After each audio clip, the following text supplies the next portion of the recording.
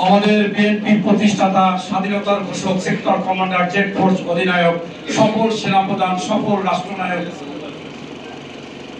তার প্রাণের যে ইচ্ছা ছিল সেটা হচ্ছে যে বাংলাদেশে একেবারে দরিদ্র যারা বড় বড় ডাক্তারের কাছে যেতে পারে না, যারা হাসপাতালে যেতে পারে না, যারা অত ফি দিতে পারে না, যারা এই ধরনের মানুষের জন্য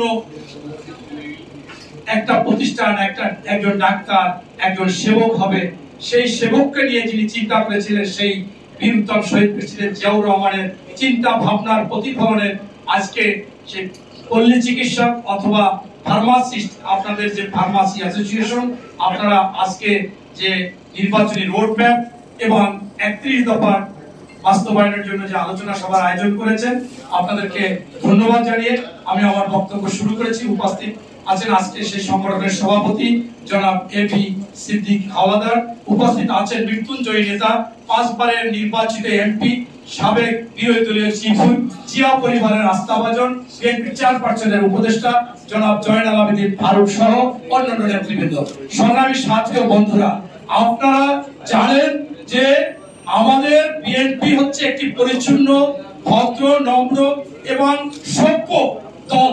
এই দল সবসময় জনগণের চিন্তা করে, জনগণের কথা বলে, এছাড়া কোনো কিছু বলে না।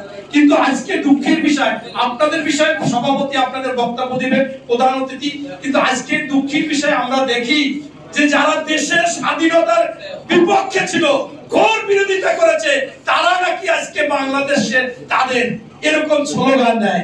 আবার কিছু কিছু লোক এই নব্য হয়েছে, তারা স্লোগান দেয় বিএনপি ভুয়া, বিএনপি নিষিদ্ধ করবে। আরে ভাইয়েরা, তোমরা যে ভাড়া করে লোক আনো, সহজ সরল লোক, সেই লোকদেরকে যখন সাংবাদিকরা জিজ্ঞাসা করে যে আপনারা কোথায় আসছেন, বলে খালেদা জিয়ার প্রোগ্রামে আসছি। আপনারা কোথায় এসেছেন? ভাই বিএনপির প্রোগ্রামে আসছি। আপনারা কোথায় এসেছেন?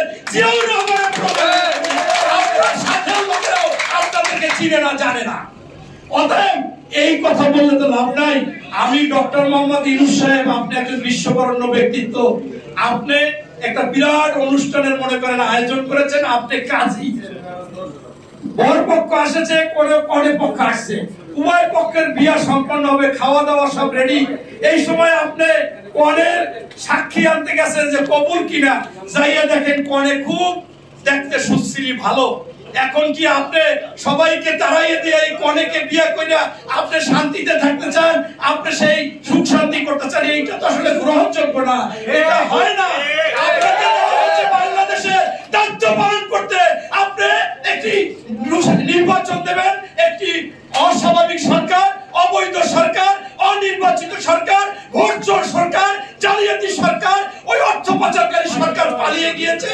এখন আপনি সেখানে একটা নির্বাচন দেবেন, সেই নির্বাচনে আপনি বিশ্ববরণ্য হয়ে থাকবেন। আমাদের কাছে আগেও যেভাবে ছিলেন, এখনো ছিলেন, সঠিকভাবে কাজের দায়িত্ব পালন করবেন। সেইটা না করে আপনি এখন সাক্ষাৎকারে বলেন যে আশা রাখি যুগের মধ্যে নির্বাচন হবে, তবে জনগণ আমাদেরকে 5 বছরে চায়। কোন জনগণ চায়? আপনি দেখিয়ে দেন যে এই জনগণ চেয়েছে।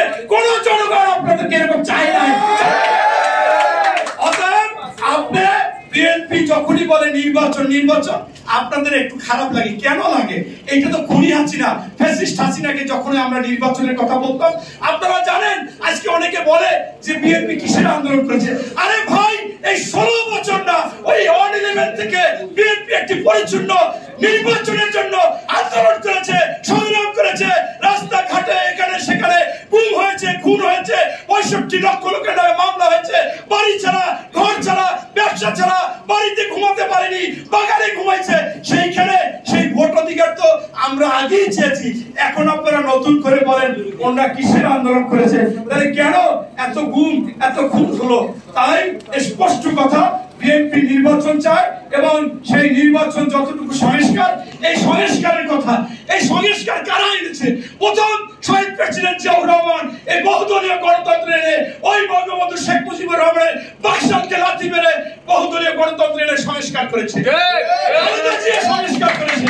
এবং এই সংস্কারের কথা আমাদের বর্তমান ভারপ্রাপ্ত চেয়ারম্যান মহোদয় তারেক রহমান এই সরকার পতনের আগে 31 দফা দিয়েছে।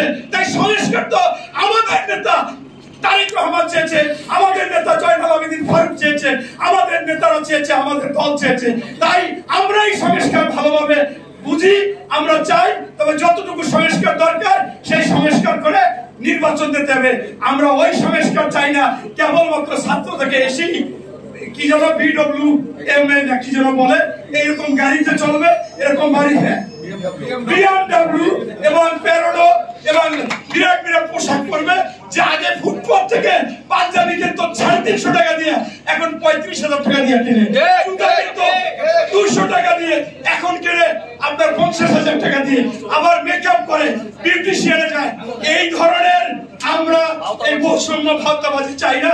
আমরা চাই সঠিকভাবে নির্বাচন হবে। এই দাবি রেখে আমি আমার বক্তব্য শেষ করছি। আল্লাহ হাফেজ। বাংলাদেশ জিন্দাবাদ।